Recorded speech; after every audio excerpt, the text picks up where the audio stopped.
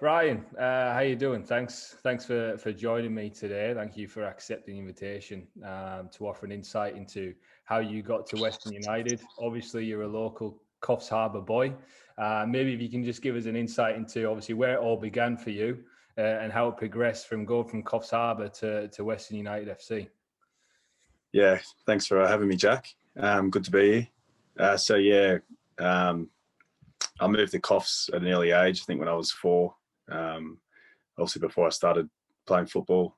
I played for the Arrive Valley Dingoes, my local club. So I was there for 8 years. Obviously, started in the under sixes, and went through to the under 12s, and then at the under 10s started representing North Coast football. So I did that program for 3 years. So yeah, it's been good. Now I'm obviously at Western United. Yeah, very good. So obviously you started at Aurora, the local club here, and progressed to North Coast football. How long did you spend at North Coast football? Yeah, so it's 3 years. My brother was 3 years older than me, so I sort of watched him go through the system. Obviously a bit of travel involved, being a rural area. But yeah, so 10s, 11s and 12s. I think my brother actually was coached by Brian Lindsley. I'm pretty sure is heavily involved at NCF now. So so you obviously you were at North Coast football and then obviously relocated down to Melbourne. So what was the difference between obviously being a regional area of football and a metropolitan? Yeah, well, obviously a lot, sort of smaller group, not as many teams in Coffs, but I guess that was sort of what I was used to growing up, obviously living out there. But yeah, going down to Melbourne was sort of a bit of a shock at the start. Just sort of finding my feet, moving down to another state. I was actually still an outfield player, so to speak, back then. But yeah, it was just obviously in Melbourne, there's just so many more people, so many more teams. And then, with more people and more teams, you get a better quality, a better standard. And then you really got to, try and filter your way through to the top. I sort of took a bit of a back road, you could say, but, I'm here now and, just looking forward and looking to see how far I can get. Very good. So what did that road look like for you? Yeah, well, as I said earlier, I was still playing on the field as a striker until sort of 16. So I moved down to Melbourne, and I could play on the field, and I thought I was okay. When I got to Melbourne, I thought, okay, maybe I'm not as good as I thought I was, which was probably good. I played on the field for another 3 years. I played at Berwick City, which is actually where I met you and your brother. And yeah, I didn't really play a hell of a lot. So I moved to a local club, played probably a lesser standard and for a few years. And then it wasn't until 16 where I decided that I'd go in goals. And then that sort of was the start of, my journey to where I am now. Very good. So specialised late, obviously didn't start as a goalkeeper. And then once you got to 16, you were no good, and then you put the gloves on. Pretty much. Very good. So how did the opportunity come up to obviously go from wherever you were playing in Melbourne to now at Western United FC? Yeah, so basically the first few years of playing goals, I played at my local club, then moved down to Mornington, which was, I think, in the 4th division in Victoria. Couple of years there got me to Bentley Greens, which is a NPL club.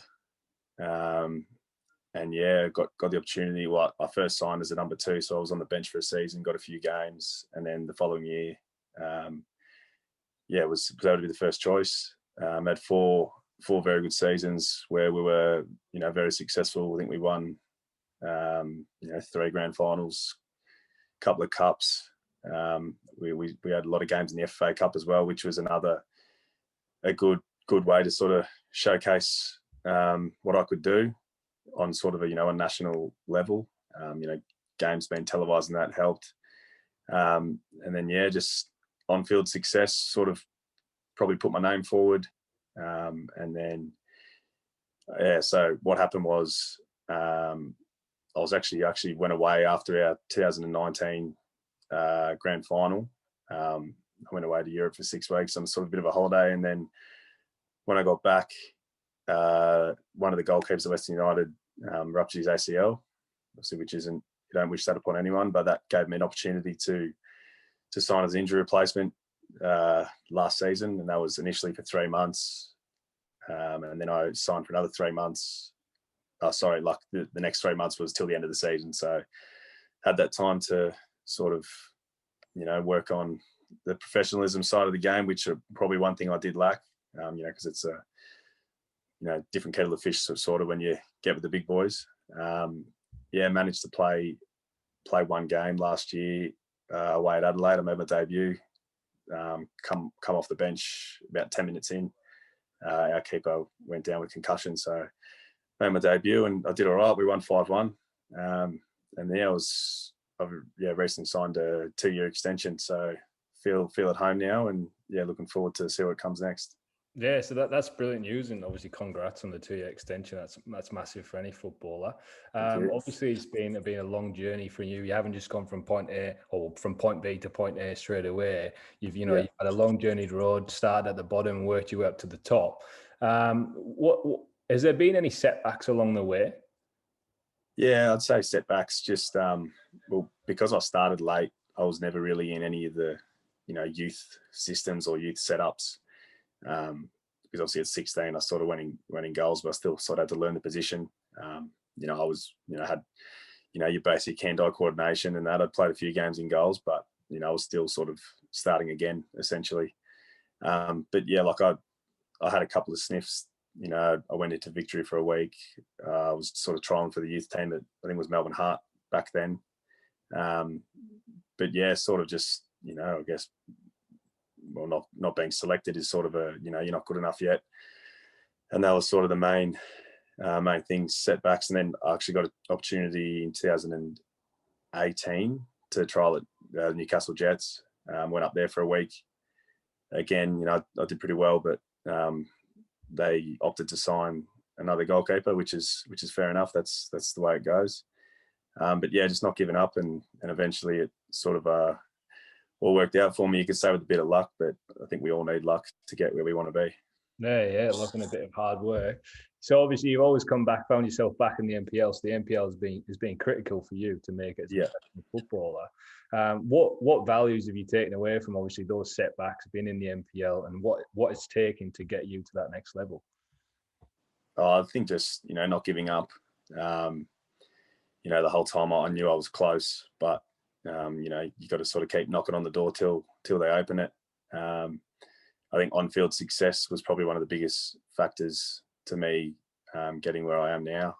We won a lot at Bentley, and the NPL is a tough league. I think a lot of people don't give it enough credit. You see a lot of youth players who don't quite make it to the A League, or they might be there for a year, then they go back to the NPL, and then they sort of struggle to even play there because it's such a tough league. You're playing against men. And I managed to probably play about 150 games of senior football, which you could say sort of put me above some of the younger keepers coming through who lack that opportunity of playing regular senior football. Yeah, 150 games. That's a massive amount before you've even gotten your first opportunity to play senior football. So you've obviously worked hard to get to where you are. So now that you are Western United FC, what are your future football ambitions? Look, I don't want to look too far into the future. Obviously, I'm still sort of the second choice at Western United. So, my first goal is to, try and work my way into the team. It's pretty cutthroat, especially being a goalkeeper. You can, if you stuff up, it's probably going to end up in a goal. So, just short-term goals first. I don't want to look too far ahead, but I want to establish myself in the A League. And then sort of, let everything take care of itself after that. But that's my main focus going forward is just getting into the team and regular games, and then yeah, see how it goes. Oh, very good, very good. So I guess for me, how did you end up as a goalkeeper? So you said you were no good up front. Yeah. Like I was okay up front. I wasn't that bad, but I wasn't that good. So, but yeah, I've always wanted to play professional football, and I sort of saw going in goals as perhaps an opportunity to excel. My dad was a goalkeeper, and he was sort of always pushed me to, sort of put belief in me that I could be a good goalkeeper. And I did enjoy playing in goals when I did have opportunities through my younger days. But I think playing on the field is a big factor as to why. Sort of like playing out from the back and playing with your feet. A lot of goalkeepers need to do now. But yeah, just sort of took a punt and paid off. Yeah, very good. So obviously your dad, he's a big Geordie fan. Do you support Newcastle United as well? Yeah, big Newcastle fan. It's not easy, but once you got your team, that's your team. So we'll be with them for life. Hopefully we can win a trophy one day. Won't surprise me if we don't, but yeah, big Newcastle fan. Very good. So I guess the final question. So what advice do you have for our NPL youth players, and what's going to help them to get to where you are? Yeah, look, you just got to have that determination. There's so many footballers out there that all have the same end goal. So you've got to sort of, separate yourself from that and do things outside of, your regular training hours and your game to get ahead. There's millions of footballers there who want your spot. So yeah, look, it's tough and it's a long journey. Like it took me. I didn't crack it until I was 23. So it's you start growing up and other things come into your life. You start going out and there's distractions. So you've got to you got to have a balanced lifestyle and still enjoy yourself. But if you're really serious about your football, you've got to be prepared to put the hard yards in. You've got to be prepared to move away. Obviously, Coffs Harbour being sort of a regional area, there's a few A-League teams in New South Wales, which is good, but it's not really close to home. So you got to be able to pack your bags and head off away from the family and get to work and just keep kicking the door down until that opportunity comes. And then when it comes, it's up to you. It's cutthroat. It's in the moment, and if you're up to it, you can take the opportunity and you find yourself up there with the big boys. Very good. Thank you for those words of wisdom, Ryan, and thank you very much for joining us. On behalf of North Coast Football, we wish you all the very best and look forward to monitoring your progress, and hopefully you become the number one at Western United. Thank you. Good luck, guys. All the best. All right.